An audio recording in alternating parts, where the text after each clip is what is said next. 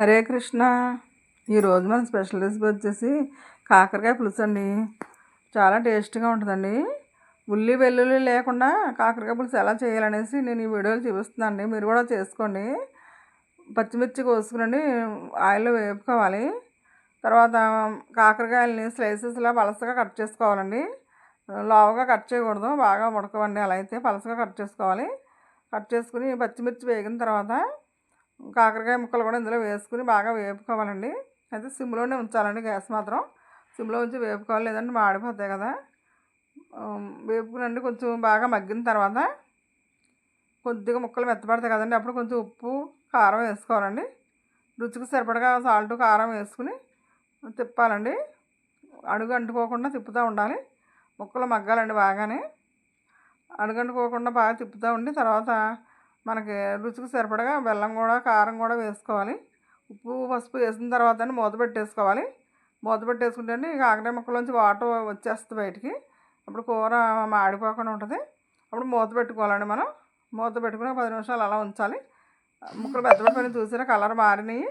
ఇప్పుడు మనం దీంట్లో రుచికి సరిపడగా కారం సాల్ట్ వేసుకునండి. బెల్లం కూడా వేసుకోవాలి. బెల్లం అయితే 1 కేజీ కాకరకాయలకి 50 గ్రాములు బెల్లం పడుతుందండి. ఇంచుమించుగా కావాలంటే కొంచెం ఎక్కువనే వేసుకోవచ్చు. సమానంగా అయితే 50 గ్రాములు సరిపోద్దండి. బెల్లం వేసిన వీడియో అయితే స్కిప్ అయింది.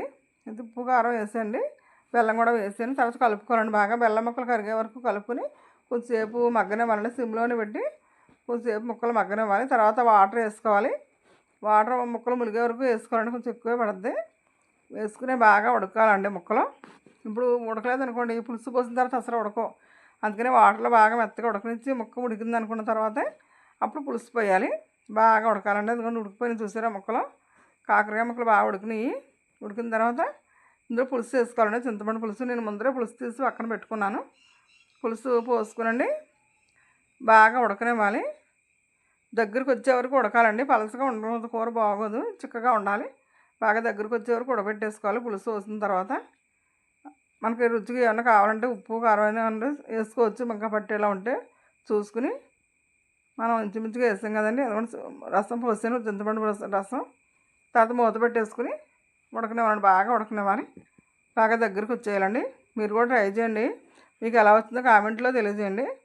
మీరు ఇదివరకు మా ఛానల్ సబ్స్క్రైబ్ చేయకపోతే కనుక ఇప్పుడు సబ్స్క్రైబ్ చేయండి, లైక్ చేయండి, షేర్ చేయండి, కామెంట్ చేయండి. మీకు ఎలా అవుతుందో తెలియజేయండి. హరే కృష్ణ.